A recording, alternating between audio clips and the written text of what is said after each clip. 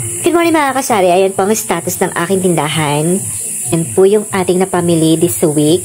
Ito po yung aking muningo. Hello Muning! Yan, gulo-gulo pa po siya ngayon mga kasari kasi hindi ko pa po naayos. Medyo pagod po tayo. Yan po, pakita ko lang po sa inyo yung loob ng aking maliit na sari-sari store. Kung gaano po siya ka-messy. Pag hindi po tayo nakapag-ayos, medyo masama po yung pakiramdam natin. So, ito po yung napang-grocery natin this week mga kasari. 17 boxes po yan mga kasari. Ayan, tapos ito naman po yung ating junk foods. Hindi po talaga nawawala yan sa ating munting sari-sari store. Ito naman po yung bigas natin. Yung isang sako istakuhanan na po natin dahil mayroon ng bumili. Ito naman po yung ating mga kasari. Nandito po nakalagay yung ating sigarilyo. Ito naman po yung ating straw para sa ating soft drinks. Ito naman po yung ating mga ripak-ripak na mga chlorine, pati yung anyel.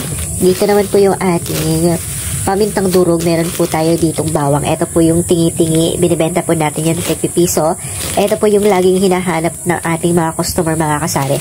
Pati itong ating tigpipiso na pamintang durog.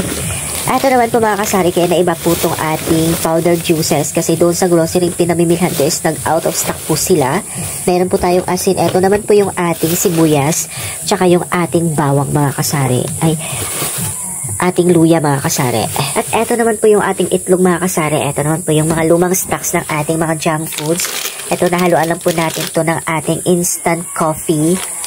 Ayan, kasi puno po dito yung ating lagayan. So ayan, kaya hindi po natin na ilagay lahat. Hindi po natin na isiksik. Eto naman po yung ating lagayan ng ating ice. Ayusin po natin yan mga kasari today para hindi po masyado makalat yung ating tindahan mga kasari, para may space po tayo mga kasari. So, ayan naman po yung ating tindahan mga kasari. Pag hindi pa po tayo nag-display, medyo umunti po siya. Pero okay lang po yan mga kasari. Kasi nakapang grocery na po tayo. Kasi pag medyo naubos po yung mga nakasabit na yan, ayan, magdi-display na lang po tayo mga kasari. So, minsan, hinahayaan ko po talagang maubos siya. Tulad nito, oh. Ayan, i-display po natin yung mga bago natin pinamili kasi wala na pong yung iba na pong laman. So, ayan. Yan lang po yung diskartihan natin dito sa ating munting sari-sari store mga kasari.